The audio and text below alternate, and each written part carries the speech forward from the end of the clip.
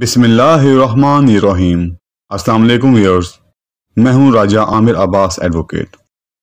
Viewers, पहले एक video में मैं आपको निकाहनामा पुर करने का तरीक़ेकार बता चुका हूं। आज की इस वीडियो में हम डिस्कस करेंगे कि दूसरी शादी करने का जो इजाज़तनामा है, क्या वो स्टैम्प पेपर पर लिखा जाता है या गवर्नमेंट का कोई इदारा उसको जारी करता है।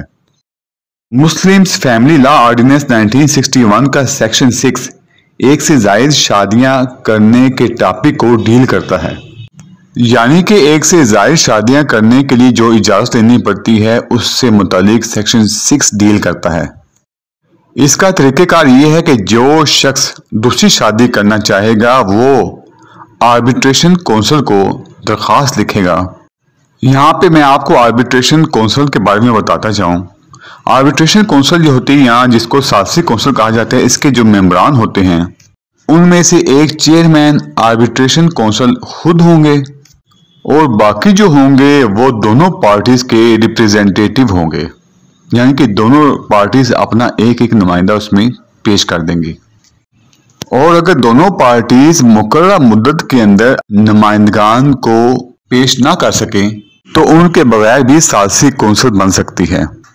तो हम बात कर रहे थे कि जो शख्स दूसरी शादी करने में इंटरेस्टेड है वो एक दरख्वास्त लिखेगा चेयरमैन कौंसिल को, और आर्बिट्रेशन कौंसिल उस दरख्वास्त पे कार्रवाई करते हुए उस शख्स को जिसने दरख्वास्त दी और उसकी बीवी को अपने सामने पेश होने के लिए कहेंगे। जब एप्लीकेंट और उसकी बीवी वहाँ पे पेश होंगे, उसकी बीवी दूसरी शादी से मुतालिक अपनी कंसेंट देगी।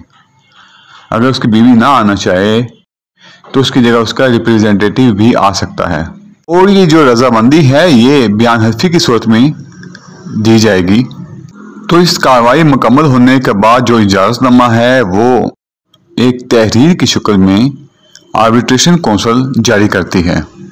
दूसरी शादी का इजाज़तनामा हासिल करने की सूरत में ऐसे शख्स को फौरी तौर पर अपनी जो साबका बीवी होगी, अगर वो एक होगी तो एक को, अगर एक से ज़ायद होंगी तो उन सब को उनका हक महर फौरी तौर पर अदा करना पड़ेगा।